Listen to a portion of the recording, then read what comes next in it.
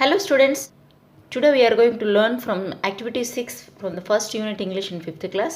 So Mallika goes to school unit lo activity 6 నుంచి మనం నేర్చుకున్నామండి. According to psychology we shouldn't give lengthy videos and we shouldn't watch lengthy videos. Lengthy videos చూడకూడదు, lengthy classes చేయకూడదు కూడా సైకలాజికల్గా. మనకు lengthy videos చూడడం వల్ల పిల్లల యొక్క ఐస్ అనేవి డ్యామేజ్ అయిపోతాయి. సో షార్ట్ వీడియోస్ తీయడం వల్ల వాళ్ళు ఏం నేర్చుకున్నారనేది బాగా గుర్తుండిపోతుంది అండ్ వాళ్ళు ప్రాక్టీస్ చేయడానికి కూడా ఈజీగా ఉంటుంది. Okay, so today we're going to discuss from activity 6 from Mallika goes to school. Read the following sentences. Mallika's family resides on the foothills of Nallamala. Okay, Mallika's family resides on the foothills of Nallamala అన్నాడు. Reside means నివసించుట. ఇక్కడ Mallika's family అనేది third person కాబట్టి మనకు ఇక్కడ వర్బ్కి yes వస్తుంది. Next I wear a uniform, నేను యూనిఫామ్ ధరించాను. And resides and where are the verbs అనమాట.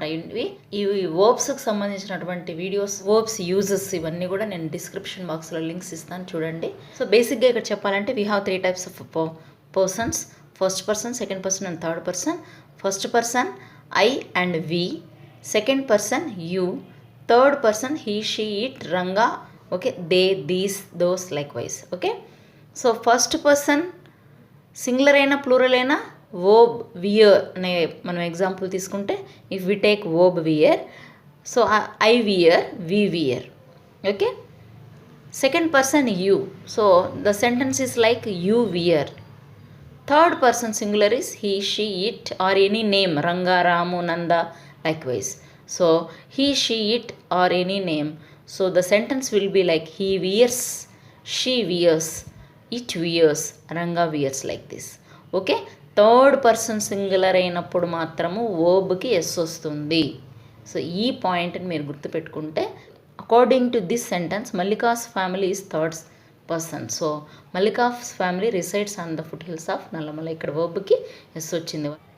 ఐ వియర్ యూనిఫామ్, ఐ అనేది first person singular. So first person singular అయినా ప్లూరల్ అయినా మనము వర్బ్ అలాగనే రాసిస్తాం కాబట్టి ప్రెజెంట్ టెన్స్లో. So I wear a uniform. Okay, now you are clear. The underlined words are action words or verbs. The above sentences are talking about the present situation and situations that happen in general. These sentences are in the simple present form. Okay, these above sentences are in general. So simple present tense అంటే రెగ్యులర్గా ప్రస్తుతం జరిగేటటువంటివి అనమాట. Again we got tense forms here. Tense forms మనకి ఇక్కడ చూస్తే మనకు present tense, past tense, future tense or past participle అనే టెన్సెస్ ఉంటాయి. ఈ వీడియో కూడా నేను మీకు డిస్క్రిప్షన్ బాక్స్లో లింక్ ఇస్తాను, ఆ వీడియోస్ కూడా చూడండి. సో ఇందులో మనకు ప్రెజెంట్ టెన్స్ ఫామ్లో మళ్ళీ మనకి సింపుల్ ప్రెజెంట్ టెన్స్ ఫామ్ అనేటటువంటిది ఉంది. ఆ సింపుల్ ప్రెజెంట్ టెన్స్ ఫామ్ అనేది యూనివర్సల్ ట్రూత్స్, విశ్వసత్యాలకి రెగ్యులర్గా జరిగేటటువంటి యాక్ట్స్కి యూస్ చేస్తారు. Okay, some more examples. I read a lot, he reads a lot. నేను ఎక్కువ చదువుతాను, అతను ఎక్కువ చదువుతాడు. సో ఐ అనేది ఫస్ట్ పర్సన్ కాబట్టి రీడ్ వర్బ్ మామూలుగా రాసాం. He is third person, so third person సింగులర్కి మనకు వర్బ్ ఎస్ అనేది యాడ్ చేస్తాం. He reads a lot. Every వర్బ్లో కూడా డూ ఫార్మ్స్ ఉంటాయన్నమాట. So I read means I do, he reads means he does. నార్మల్గా ఏ వర్బ్ అయినా ప్రెజెంట్ టెన్స్లో ఉందంటే దానిలో డూ అనే ఫామ్ ఉంటుంది. ఇక్కడ రీడ్స్ వర్బ్కి ఎస్ వచ్చిందంటే డస్ ఉంటుంది. Okay, so I read a lot, he reads a lot. She likes ice creams, have friends like ice creams.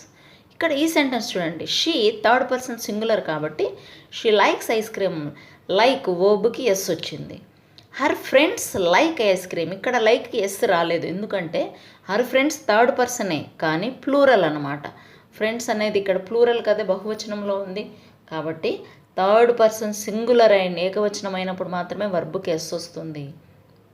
Third person plural ఇంకా next first person, second person అన్నిటికీ కూడా మనకు వర్బ్కి s అనేది రాదు, normal form అనేది వస్తుంది. Okay, what did you notice in the above sentences. ఈ above సెంటెన్స్లో నువ్వు గమనించింది ఏంది? ఐ ఫస్ట్ పర్సన్ సింగులర్ కాబట్టి రీడ్ మామూలుగా వచ్చింది. హీ థర్డ్ పర్సన్ సింగులర్ కాబట్టి reads. She third person singular likes, వర్బ్కి ఎస్ వచ్చింది. హర్ ఫ్రెండ్స్ థర్డ్ పర్సనే కానీ ప్లూరల్ బహువచనం కాబట్టి వర్బ్కి ఎస్ రాలేదు.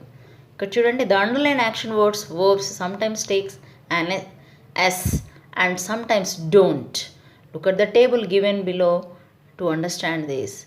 ఈ పైన ఉన్నటువంటి వర్బ్స్కి సమ్ టైమ్స్ కొన్నిసార్లు ఎస్ యాడ్ అవుతుంది, సమ్ టైమ్స్ డోంట్, కొన్నిసార్లు యాడ్ కాదు. కింద ఉన్న టేబుల్ని చూసి అర్థం చేసుకోండి. We have 2 action words, drink, read. Drink తాగుట, రీడ్ చదువుట అని.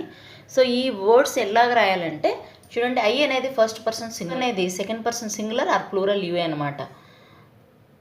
వి is first person plural, okay. And next they is third person plural. ఈ 4 వర్డ్స్కి కూడా మనకు వర్బ్ ఎస్ అనేది యాడ్ కాదు, వర్బ్కి ఎస్ అనేది రాదు. Next he, she, it or any name, Ranga, Nanda, Ramu, Kiran ఇలాంటి ఏవైనా సరే ఇవి third person singular. So third person సింగులర్స్కి మాత్రము వర్బ్కి ఎస్ అనేది యాడ్ అవుతుంది, ఓకే. సో ఇది మీరు గమనిస్తే చాలు. థర్డ్ పర్సన్ సింగులర్కి మాత్రం వర్బ్కి ఎస్ యాడ్ చేయాలి సింపుల్ ప్రెజెంట్ టెన్స్ ఫామ్లో. రిమైనింగ్ వర్డ్కి యాజ్ ఇట్ ఈస్గా V1 అనేది వస్తుంది, okay. For example I drink milk. Read అనే వర్డ్ని చూసుకుంటే చూడండి, I read English, you read English, he reads English, she reads English, it reads English, Ranga reads English, they read English, okay. ఇక్కడ he, she, it, Ranga ఈ 4కి మాత్రం వర్బ్కి s వచ్చింది. రిమైనింగ్ చూడండి వర్బ్కి ఎస్ రాలేదు. ఒక సింపుల్ టిప్ అనమాట, థర్డ్ పర్సన్ సింగులర్కి వర్బ్కి ఎస్ వస్తుంది, okay. Third person singular V1 plus S simple present tense ఫామ్లో. ఓకే, ఈ ఒక్క టిప్ గుర్తుపెట్టుకుంటే మన సెంటెన్సెస్ అన్నీ ఈజీగా రాయొచ్చు, okay. Fill in the blanks with the correct verb forms. So simple present tense form verb forms use చేసి fill in the blanks చేయాలి. చూడండి, Mallika is third person singular, so we add S here. Mallika paints beautiful pictures. Her parents always console her. Her parents is third person plural, so we write console. Ranga helps Mallika to reach school. So Ranga is third person singular, so we add yes to the verb helps. I do my homework after school hours. So I is first person singular, so we write do. We play after completion of our homework. We is first person plural, so we write play. Okay, so third person singulars ki matram mana verb ki s anedi add chesam, okay. Sometimes we express as I don't do my homework after my school hours. He doesn't play before completion of his homework. So sometimes ఈ విధంగా మనం నెగిటివ్లో అంటే not పెట్టి రాయాలన్నప్పుడు I don't do, he doesn't play అనే negative సెంటెన్సెస్ని రాస్తాం. What do you notice? The underline words don't do and doesn't do play give negative meanings. Look at the table given below. So don't do, don't means do not do, నేను రాయను, నేను చెయ్యను, అతను చెయ్యడు అలాగా. He doesn't do, okay. So ఇక్కడ కూడా మనకు థర్డ్ పర్సన్ సింగులర్కి మాత్రం డస్ అనేది వస్తుంది, రిమైనింగ్ అన్నింటికి డూ, డోంట్ అనేది వస్తుంది, okay. So I don't cheat, we don't cheat, you don't cheat, they don't cheat. So ఇక్కడ డోంట్ అనేది వస్తుంది.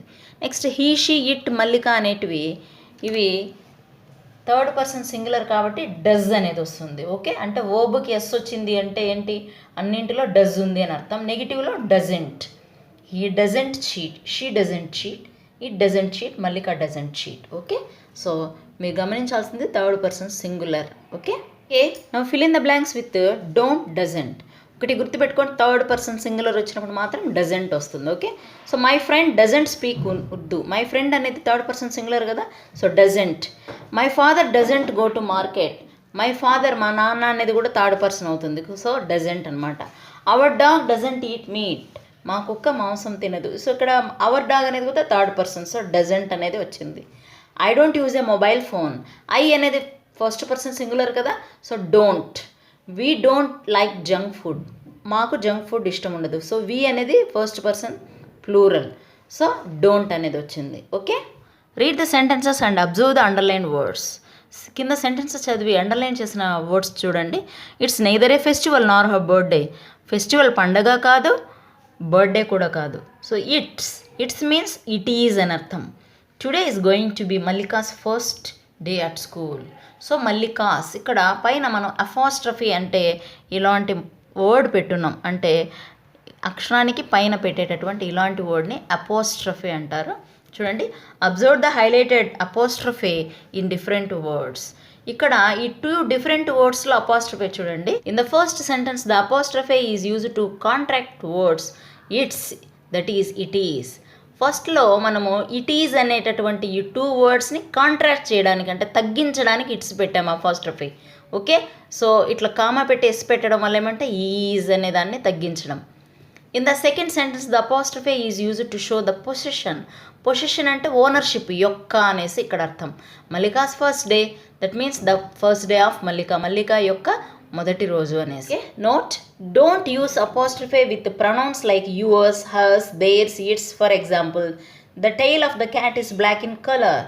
Hair we should say it's black in colour. Okay, ఈ యువర్స్, హర్స్, దేర్స్, ఇట్స్కి మనం apostrophe ఎండింగ్లో ఇట్లా పైన యూజ్ చేయకూడదు. For example, the tail of the cat is black in colour. So ఈ పిల్లి తోక బ్లాక్లో ఉంది అని చెప్పడానికి మనం ఏం చేయాలా? Here we should say it's black in colour. ఇక్కడ టీ పైన అపాస్ట్రఫీ పెట్టి యూజ్ చేయాలి, అంతేగాని ఎస్ తర్వాత అపాస్ట్రఫీ అనేది మనం పెట్టకూడదు. We contract the words, we say it is mine, it's mine. We are, we are. She is, she's. She has, she's. Okay, it is a cat, it's licking its tail. So it's అంటే ఇక్కడ contrast అంటే it is అని అర్థం. Okay, so అది తోకని లికింగ్ means నాకుతూ ఉంది. So ఇక్కడ మనము it's, ఇక్కడ ఇట్స్ టైల్ దాని తోకని అని ఇక్కడ పొజిషన్ వస్తుంది, ఓనర్షిప్ వస్తుంది, పిల్లి యొక్క తోక. ఇక్కడ మనం ఫస్ట్ పెట్టగలేదు చూడండి. ఇట్ ఈజ్ అనే ఈ ఇట్ ఈజ్ అనే దానికి మాత్రం ఇక్కడ మనం పెట్టాం. ఓకే ఓకే, పొజిషన్లో మనం ఇట్స్ అనే దానికి పెట్టకూడదు. Okay, position in plurals. ఇక్కడ పొజిషన్ అంటే ఓనర్షిప్, తన యొక్క అనేసి అర్థం వస్తుందన్నమాట. This is apostrophe mark. Okay, after the words if it is a plural word, బహువచనంలో మనం వాడినప్పుడు మాత్రము అపాస్ట్రఫీని యూజ్ చేస్తాం. The high school of boys, so boys high school. The school of girls, girls school. So ఇక్కడ girls అంటే girls యొక్క school, మొత్తం ప్లూరల్లో అంటే బహువచనంలో వీటిని యూజ్ చేస్తాం. Okay, irregular plural nouns.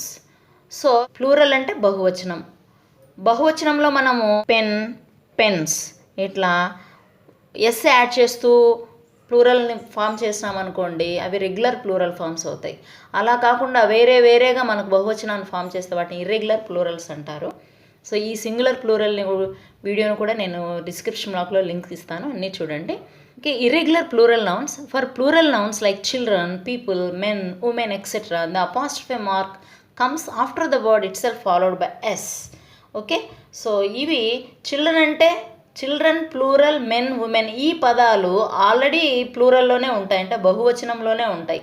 So ఇలాంటి వాటికి మనము ఇలాగ పదం తర్వాత అపాస్ట్రఫీ పెట్టేసి రాస్తాం. చిల్డ్రన్స్ బుక్స్ అంటే ఎస్ తర్వాత పెట్టాం. ఇక్కడ చూడండి ఎస్ తర్వాత వచ్చింది, అంటే ఇవి రెగ్యులర్ ప్లూరల్స్ అనమాట. ఎస్ యాడ్ చేయడం వల్ల బహువచనం వస్తే వీటి రెగ్యులర్ ప్లూరల్స్ అంటారు. ఎస్ యాడ్ చేయకుండా child, children, man, men, woman, women ఇలాగా ఎస్ యాడ్ చేయకుండా ఉండేటివి ఇర్రెగ్యులర్ ప్లూరల్స్. వీటికి మనము ఈ విధంగా ఎస్కి ముందే అపాస్ట్రఫీని పెట్టి ఓనర్షిప్ని, పొజిషన్ని మనం చెప్తాం. Okay, singular nouns ending with S కానీ కొన్ని పదాలకి ఎస్ ఉండంగానే సింగులర్గా ఉంటాయి. ఎలా చూడండి, in the case of singular noun that ends with S possessives is used after the word. S ఉంటాయి కానీ అది సింగులర్లోనే, ఏకవచనంలోనే ఉంటాయి. For example, orders of the boss. So boss orders S ఉన్నప్పటికీ ఇది సింగులరే. In the case of proper noun there is choice. కానీ మనం పేర్లు, ప్రాపర్ నౌన్ అంటే ఏంటి, పర్టికులర్గా పేర్లు తెలిపేది. సో ఈ పేర్లు తెలియటప్పుడు ఒక చాయిస్ ఉంది, ఏంటి, the story of Jesus, Jesus story, Jesus story. The poetry of kids, kids poetry, kids poetry.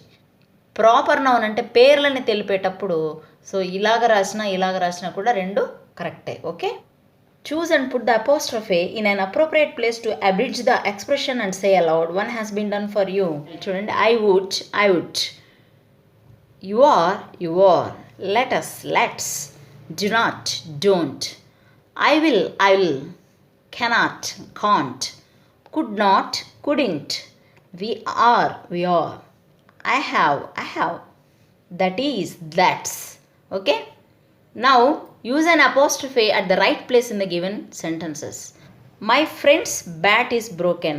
అంటే ఇక్కడ నా ఫ్రెండ్ బ్యాట్ పోయింది, విరిగిపోయింది. అంటే నా ఫ్రెండ్ యొక్క బ్యాట్ అంటే ఓనర్షిప్, పొజిషన్ని తెలుపుతుంది కాబట్టి డి తర్వాత అపాస్ట్రఫీ పెట్టాం.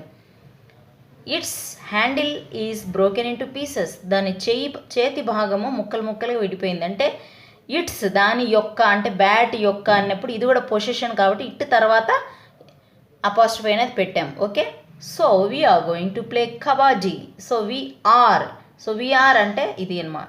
కాంట్రాక్షన్ ఫామ్లో రాస్తున్నాం కాబట్టి వీఆర్. వి తర్వాత అపాస్ట్రఫీ పెట్టాలి. It's a short walk from my school to the play ground.